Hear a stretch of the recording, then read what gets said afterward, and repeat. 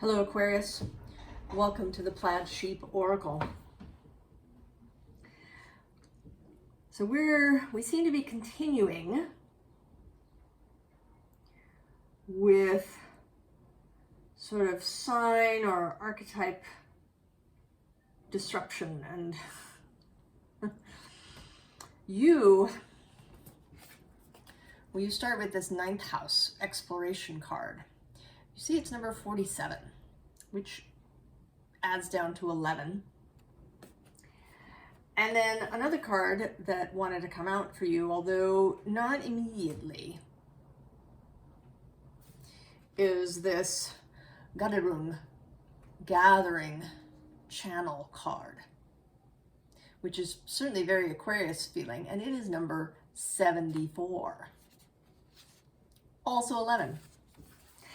And as I sat down to actually record this reading and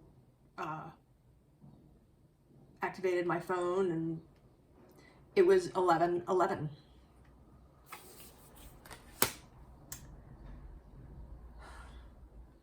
So plenty of confirmation, plenty of synchrony, Aquarius, especially because you are also associated with the 11th house, though you are not the same,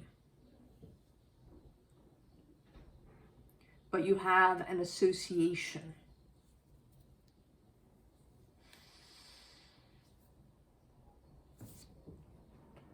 You also have an association or a dispositorship by Uranus. I think of him as the co-homeowner of Aquarius along with Saturn. The two of them describing different sides of the Aquarian energy. But you begin here with disruption. And Uranus is decidedly disruption. He has less to do in his name with sort of the story of the god Uranus, and more to do with this electric disruptive energy. When he was discovered in the 1700s, he disrupted the whole notion that Saturn was the end of the solar system. His orbit, while not very eccentric in shape, the Earth sits at 23 degrees as it orbits. He's almost at 180, so he sort of rolls through his orbit, doing things differently.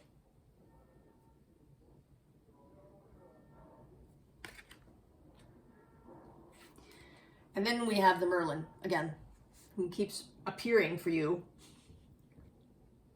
Aquarius.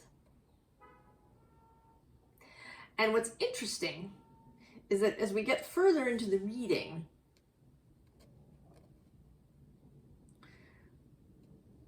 there's an earthiness that happens.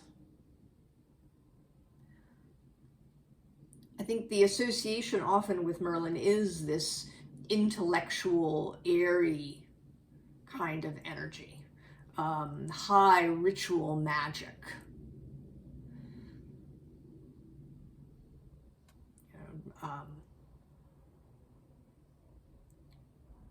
Sigils and things drawn on the ground, energies invoked, spirits summoned. So certainly a very airy arrangement. But there is a little bit of a different invitation, but we'll get to that. And then we have this communication card. And I think this is about keeping your lines of communication open, not excluding anything, maybe because it comes from an odd place, maybe because it comes from an earthy source. This is a very earthy card.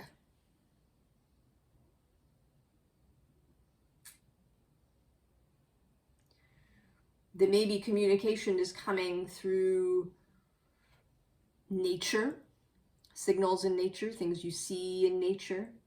Maybe it's coming through in a more somatic way in your body than you're used to.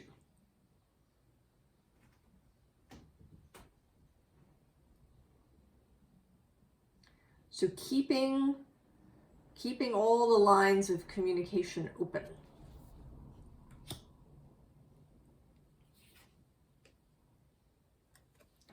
And then we have this bee. It says, luck, industriousness, sweet victory. And here too is another call towards diversification. You know, if you go to the store, you can buy honey that comes from a single source. You can buy clover blossom or, you know, other kind, manuka honey, other honey that is based on a single flower. But in the wild, bees don't do that.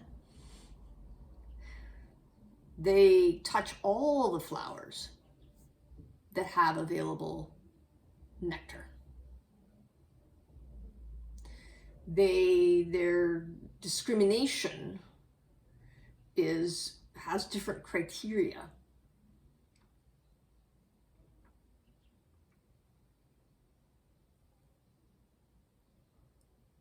And I also feel sort of inclined here to say that maybe you want to learn about bees. This doesn't often come up in my readings, but I feel that some of this exploration energy is maybe to get interested in things that previously you've thought of as outside your wheelhouse. And then maybe bees are one of those things. Finding out more about them, and not just the honeybee who gets all the press, but all the different wild bees that may exist in your space. My park has a lot of carpenter bees. They build homes in the park benches. They drill their round nest holes in the bench wood.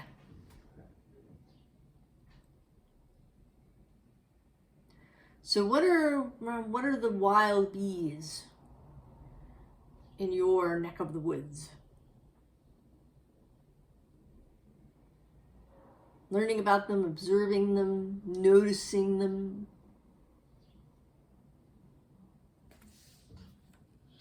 Maybe there's something else too that has perhaps maybe just caught your interest a little bit, a little curiosity, kind of outside your normal sphere of interest,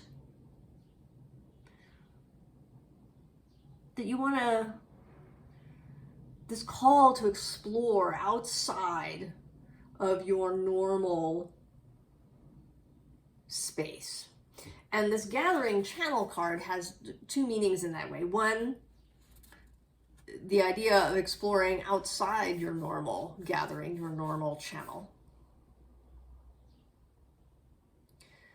But also to be aware, to become aware of people around you. And maybe to explore them as well. Especially people that you think you know. We think we know people. But often there's many things we don't know. That maybe they haven't shared with us because they think we're not interested. Or it just hasn't come up. What interests do people around you have that maybe you don't know about? Just expanding your, what you're willing to explore, what you're willing to engage with.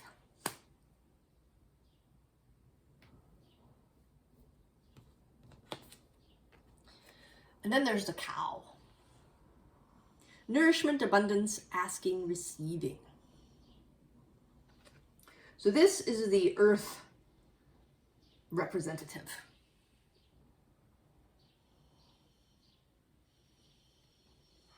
The suggestion to explore your earthy aspects. To maybe really get in touch with your body. And I mean that literally.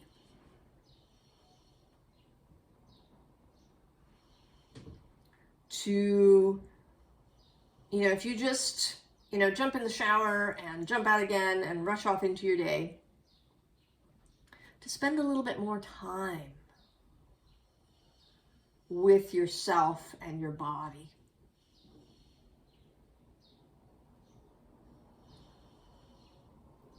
To maybe engage in some body-loving practices.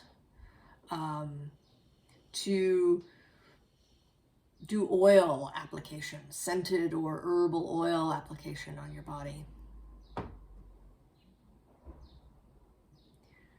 To really savor when you eat food. To really taste things.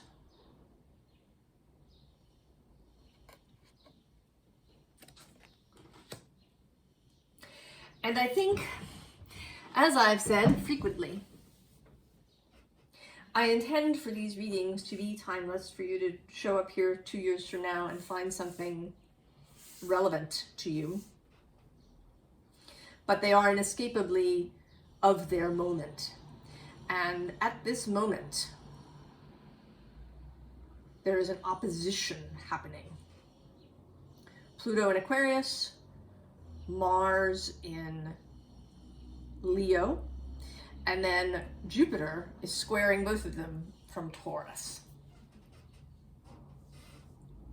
So there is this earthy component of Jupiter in Taurus, and then this body component, really, of Mars in Leo. Right? Mars is physicality.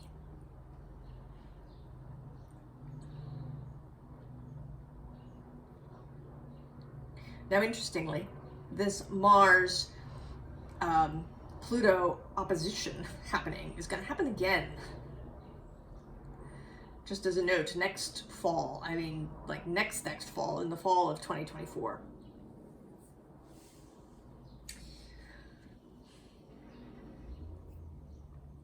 But that there is at this moment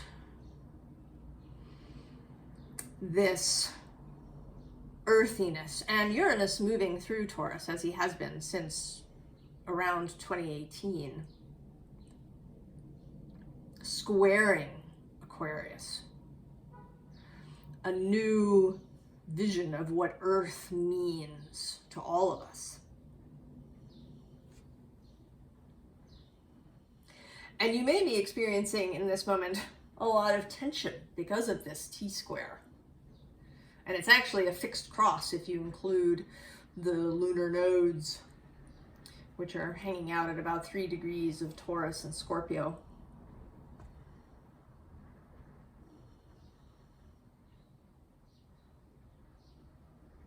So there is tension, but there is an enormous potential for change and expansion and evolution. So you show up here,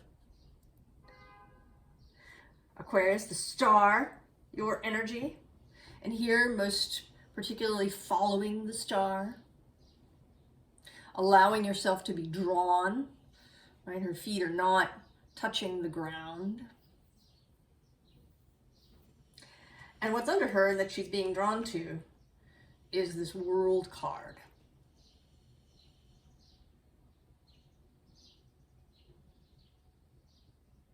So interestingly, this particular world card in this deck does not have the fixed sign energies around it. She has virtues.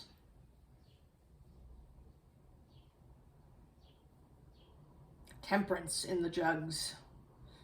Justice in the scales. Courage. I actually can't remember what the snakes in the mirror are offhand. But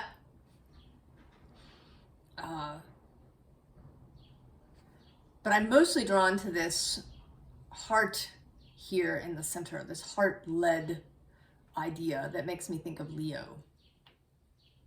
And we'll come back to that as well as we go. So here you are, you're being drawn towards this new world, this new energy. And this entire row feels like what you're leaving behind. So first we have this Four of Swords, which is, in this case, too much mental, I don't want to call it, escapism, sort of mental separation, right? Perhaps wanting to transcend the body and the physical world, to go up into the 5D entirely and leave everything behind. That's going away. Then there's this devil energy of addiction, perhaps, vacillating, mental perseveration, analysis paralysis, any gremlin kind of stuff that keeps you stuck.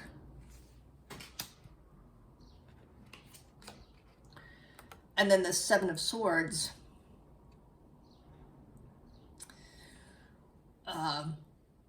self-deception, deception of others, manipulation, people-pleasing, perhaps,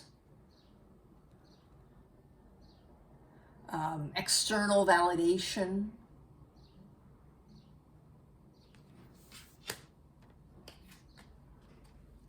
And then this Empress, who, this is my least favorite Empress card. She just looks bored, right? And kind of exhausted.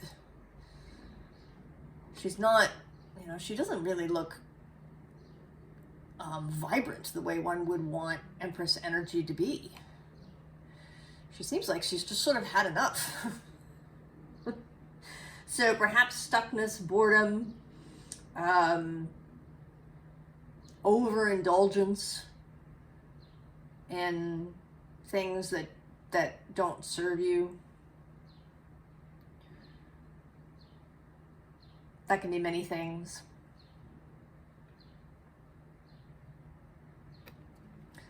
Self-pity, even, might be going on here. And then Five of Pentacles, lack consciousness.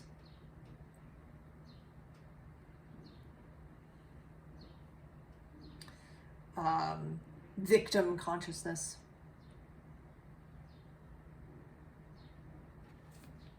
You are turning your back, Aquarius, on all of that.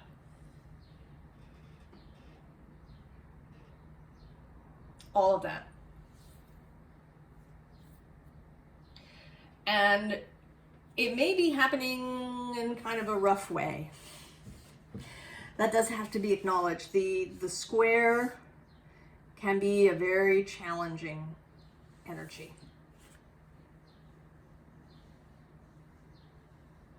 You may be running up against things that are kind of forcing this turn a little bit. That there's no things that you cannot close your eyes to.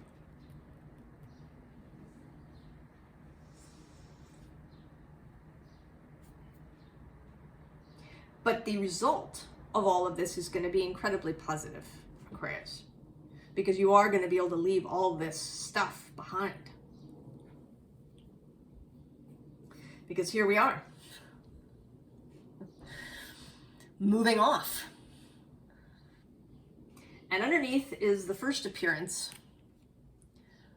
of the King of Wands, Leo energy, sovereign energy. The King of Wands in his power is not enthralled to anything. And under him is the first appearance of Judgment. So you're moving off, Six of Swords, and this is mental change, shifting mental patterns.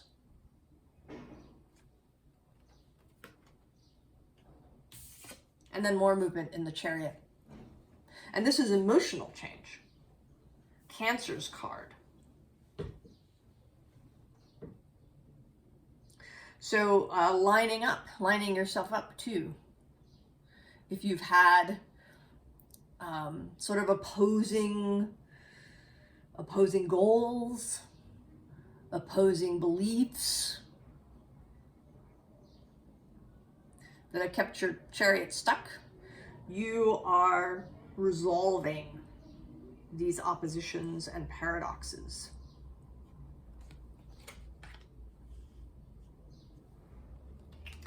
And then we get student energy. The Page of Swords and the Page of Pentacles. So a willingness to learn a whole new way. A willingness to see where things got messed up in the past.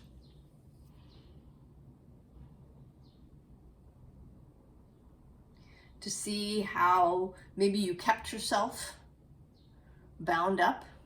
I've certainly been having this experience, seeing more clearly where, how I sort of keep spinning my wheels around certain things. I think I've made a change, but in reality, I've just kind of gone back to the way things were. I've just, sort of had the appearance of change. This is being willing to see all those things and being willing to try something really completely different. And this card, which is so interesting today, because today he is you, Aquarius. He is the water bearer. This Knight of Cups.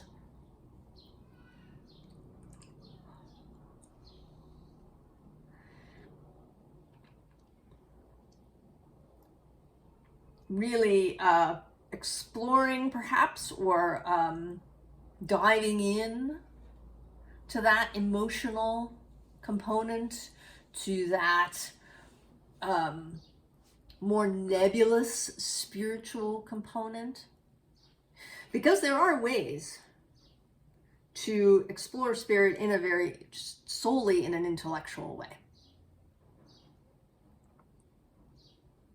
That is a little bit of that, sort of that, the Merlin archetype can have that a bit. This, going into a high tower somewhere and exploring philosophies and reading lots of texts and,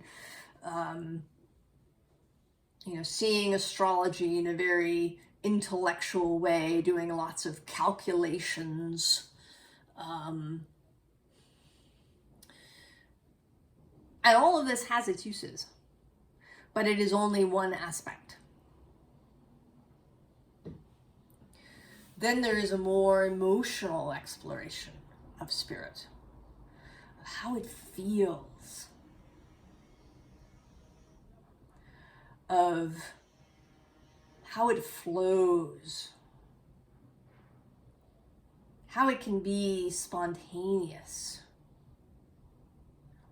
and chaotic, right? Ignoring completely things. I actually did this sort of interesting thing. There's a process called natal chart rectification, or birth time rectification for your natal chart. If you don't know what your birth time was, either you don't have your birth certificate, or some countries don't require the time of birth on the birth certificate. If you have sort of a general idea of when you were born, you know, often you hear the story of how you were born in the wee hours, or you know, you interrupted dinner when you were born, or whatever it is. You can, through a process, begin to narrow that down and get closer and closer to your actual birth time. And some people can do it. You can go to an astrologer, they do it manually. They ask you a whole bunch of questions about events that have happened in your life. And then there's a couple of online apps where you can do that. And I know my birth time, but I went on this app just to see. And interestingly, the app was wrong by about 2 hours, actually. And I think that I understand why. It arranged the chart the way that it did. It had the correct rising sign, but it kind of wanted other things in houses where they weren't. And so that's very interesting to me. That my chart doesn't necessarily look the way that you would expect it to if all you had was this series of events. So the kind of intellectual, you know, approach fails a little bit. Because it doesn't take other things into account, personality things into account. Now, maybe if I went to an actual astrologer that it would come out closer, but right, an astrologer's intuition, their feeling would come into play. So that feeling component is really strong for you, Aquarius. And it will take you to this 9 of Cups. Happiness, emotional fulfillment, a personal emotional fulfillment, wish fulfillment, satisfaction. Now, this is a very satisfied individual.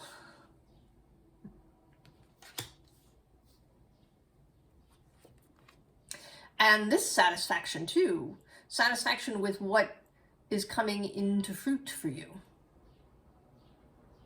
You planted seeds when you arrived here,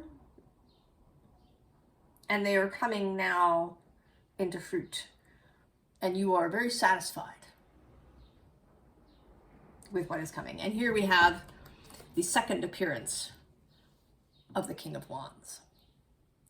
Again, Leo energy from across the way.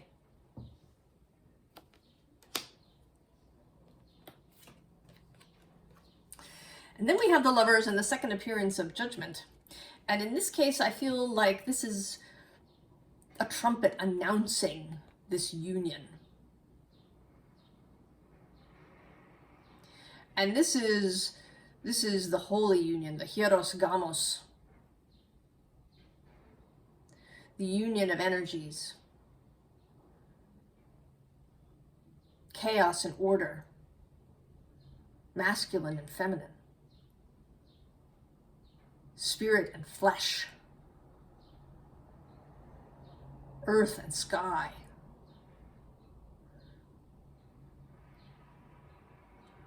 Profane and sacred, mortal and immortal, becoming whole. This is the continuing theme at the moment in the readings, becoming whole,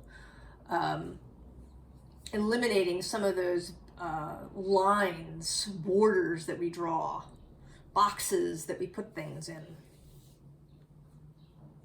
in order to create wholeness.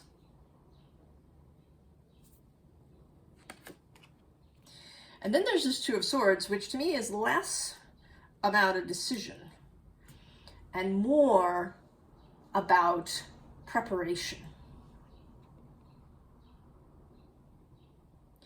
I see this person as preparing before heading out on a quest or a mission or just into the rest of their life.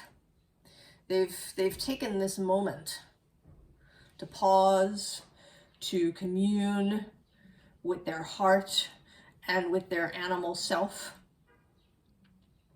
and with spirit. There's a whole communion going on here and preparation. Considering different beliefs and lines of thought, considering how to proceed, how to take the first steps. And then the Six of Swords repeats. And this time in a very dreamy, astral, cosmic way.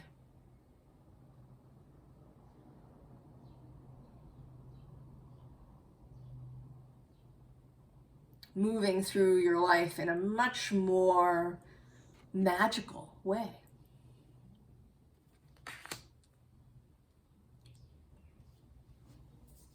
So, Aquarius. Advice. Well, the Lovers. So, coming into wholeness. Doing away with unnecessary borders and divisions.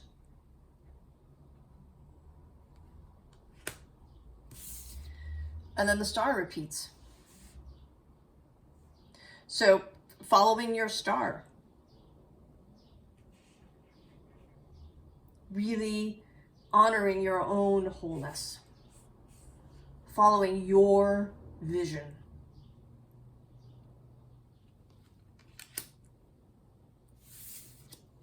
Then the Queen of Pentacles.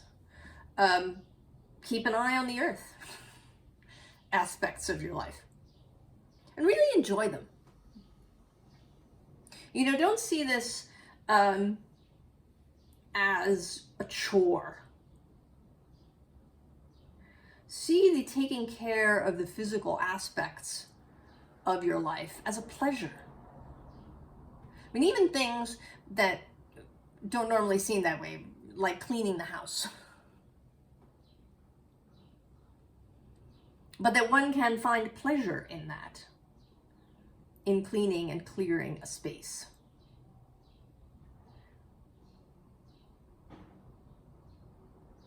Really find the pleasure in the physical aspects of your life.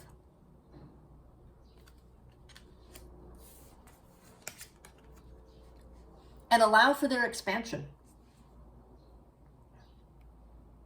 Ten of Pentacles. Allow for their expansion. And maybe allow, in this gathering channel idea, maybe allow your life to become mixed with other people's in a very physical way. That might mean sharing some sort of space with someone. It may mean, you know, spending time at somebody's house and having them spend time at yours. It may mean, you know, having more dinner parties where you invite people over to share food.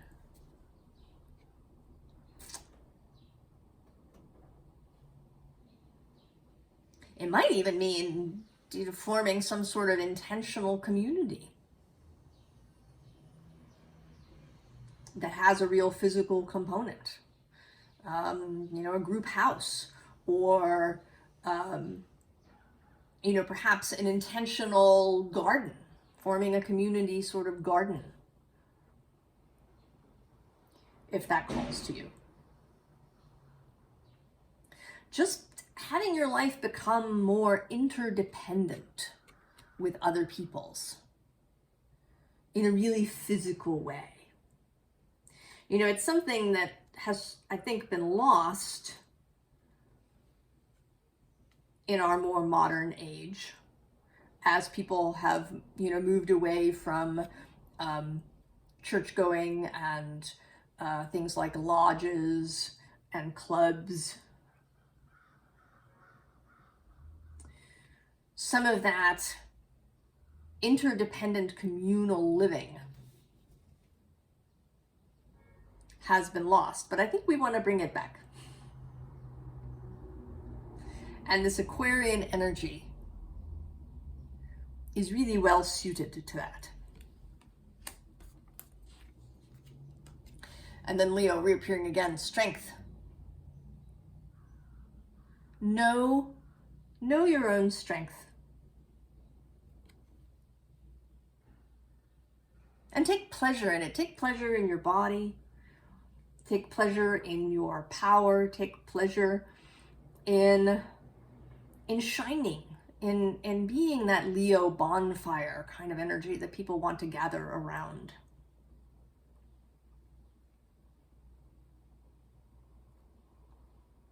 Allow that for yourself. And know that you have internal strength. That it's the internal that gives you real security and stability.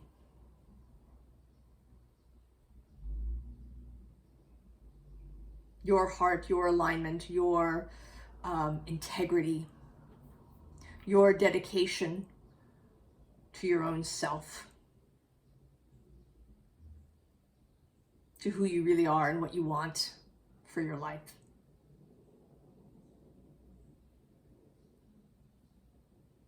I'm excited for you, Aquarius, for this new embodied exploration and perhaps really revitalizing community around you, whether that's just your family or maybe at your job, or whether it's really a wider neighborhood community project.